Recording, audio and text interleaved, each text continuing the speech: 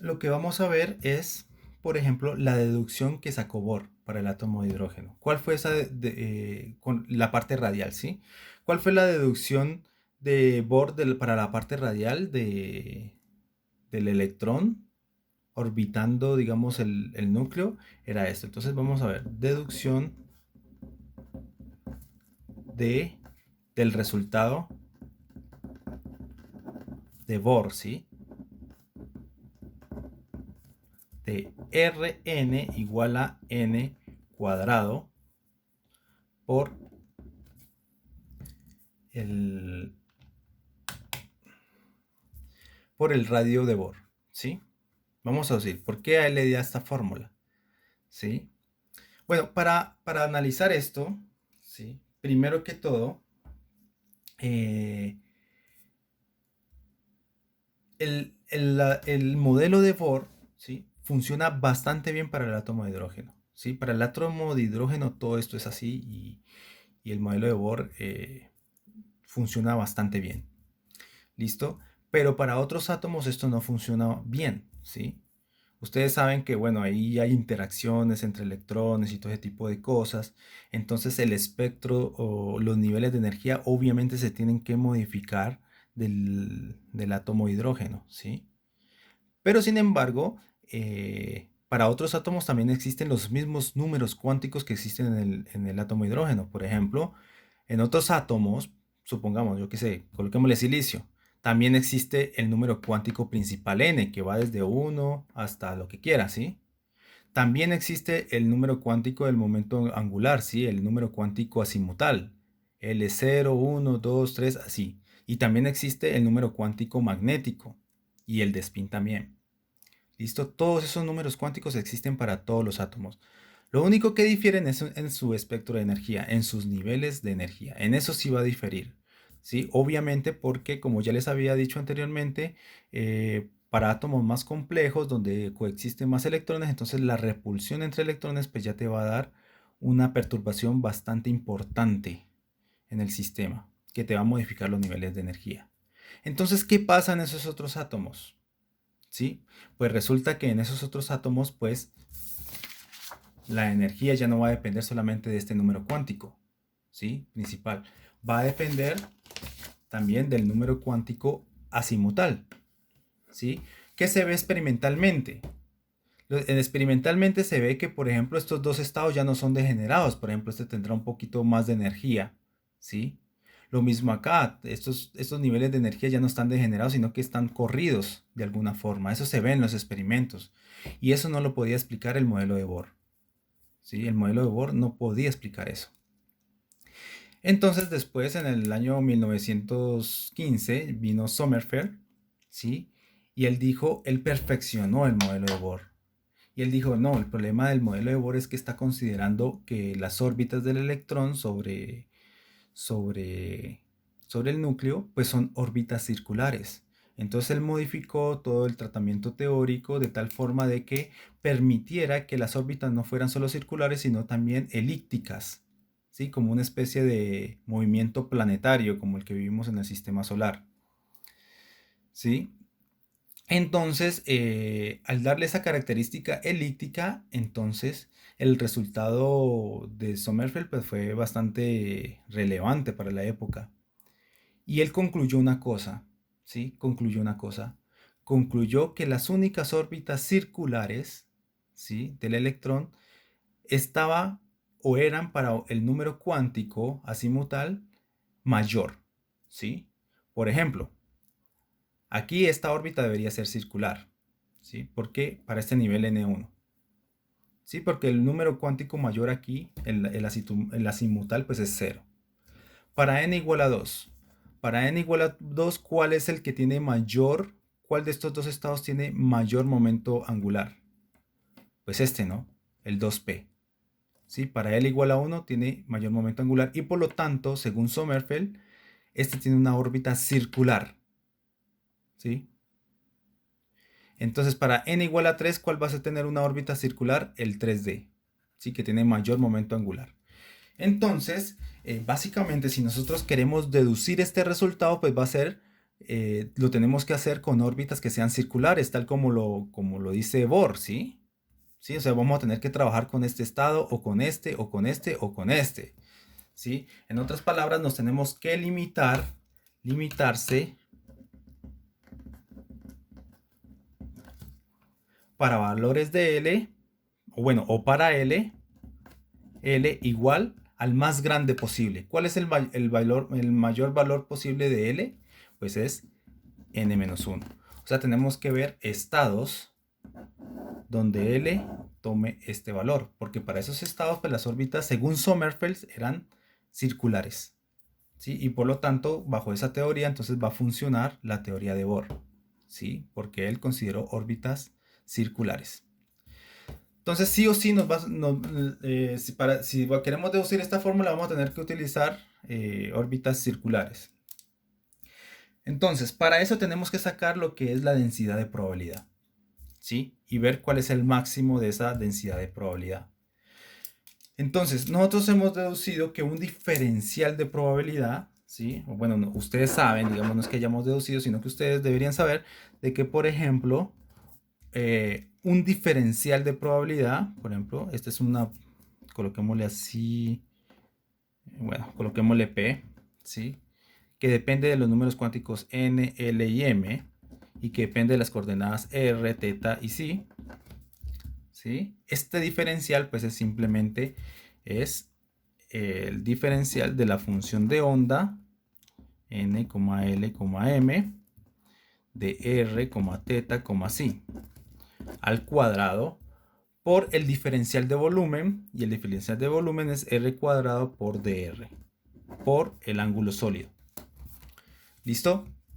Entonces, esto tiene que ser la probabilidad, el diferencial de probabilidad, ¿sí? De tal forma que si nosotros integramos todas las probabilidades, las integramos, pues nos tiene que dar 1, o sea que la integral de todo esto en todo el espacio nos tiene que dar 1, ¿sí?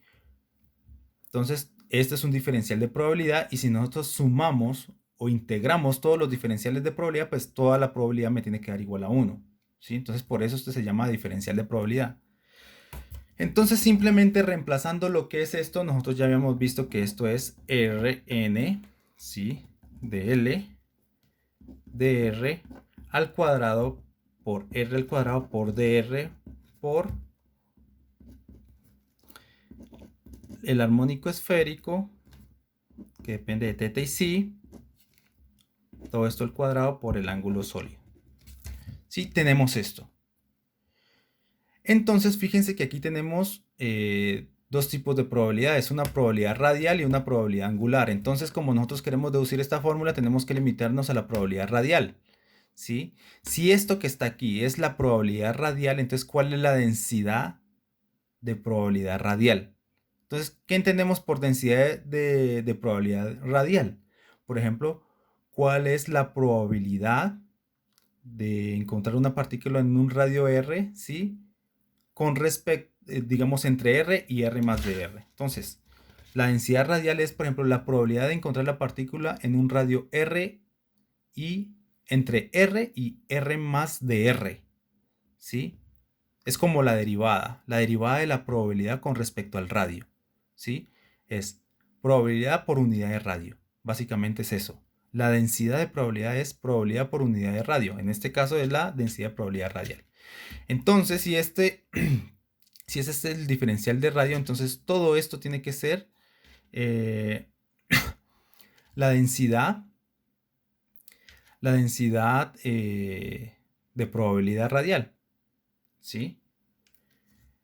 Entonces vamos a tener que trabajar con esto, pero para L igual a qué. Entonces vamos a tener que trabajar. Entonces ya sabemos que vamos a trabajar con la densidad radial, densidad de probabilidad radial, que la vamos a llamar como F sub n, que depende del radio y que obviamente va a ser igual a lo que ya dijimos, R de n, L, pero L es n-1, ¿sí? De R al cuadrado por R al cuadrado, ¿sí? Es lo que hemos dicho. Esto debería ser la densidad por unidad de radio, ¿sí? que nos da la probabilidad de encontrar la partícula en un radio R entre R y R más de R. ¿Listo? Entonces, básicamente lo que tenemos que hallar es esta función, ¿no? Esta función que está aquí. Entonces, recordemos un poquito cómo era esta función. Esta función es R de n, n menos 1, ¿sí?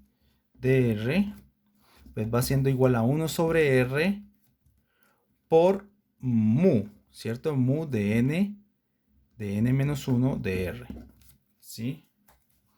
Pero mu de n, menos 1, ¿a qué era igual? Pues esto es igual a 1 sobre R por E a la menos rho, ¿sí? A la menos rho por lambda de KL, ¿se acuerdan? Rho por lambda de KL. Pero rho, ¿a qué es igual? Rho pues es igual a R sobre el radio Bohr, ¿sí? Y lambda de KL, ¿a qué era igual? Eso ya lo habíamos deducido, pues eso es igual a 1 sobre N, ¿sí? O lo que es lo mismo, 1 sobre K más L. Entonces, como estamos trabajando solamente con el número cuántico principal, pues entonces lambda es un lambda de N, que es 1 sobre N, eso ya lo habíamos deducido, ¿sí? Multiplicado por los polinomios. Esos polinomios no les había dicho cómo se llaman, pero son los polinomios de Laguerre, ¿sí? Que va a depender del número cuántico principal n y va a depender del número cuántico L, que va a ser n-1, ¿sí? De R. ¿Sí?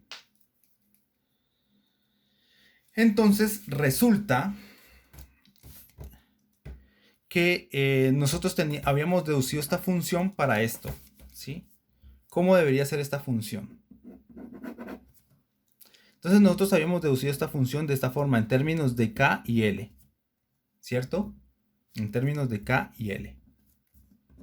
Entonces, cuando L es igual a n-1, ¿cuánto vale K? Pues K vale 1, ¿sí? K vale 1. Porque, pues si L, acuérdense que, bueno, hagámoslo acá, n es igual a K más L, ¿sí? Y si L es n-1, entonces K más L, que es n-1, pues te da esto, ¿sí?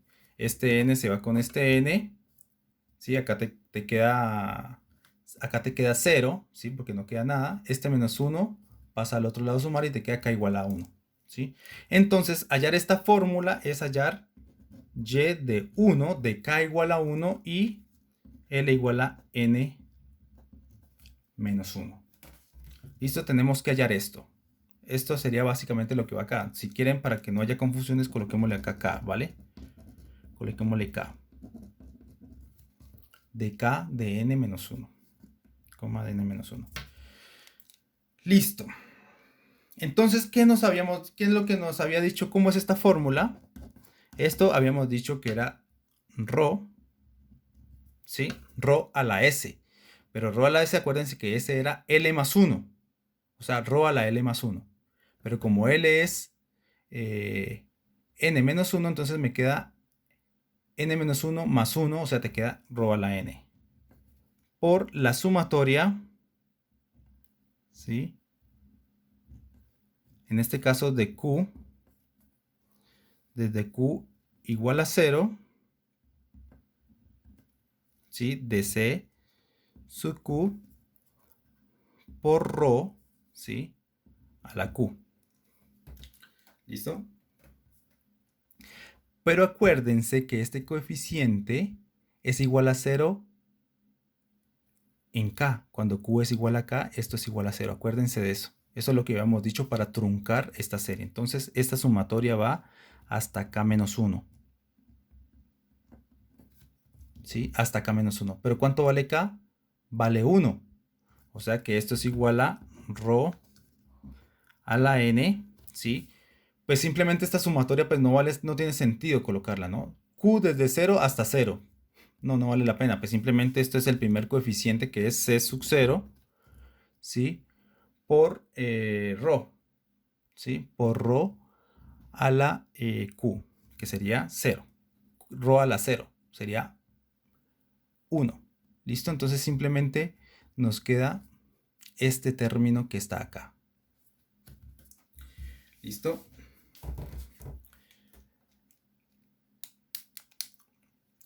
Pero entonces,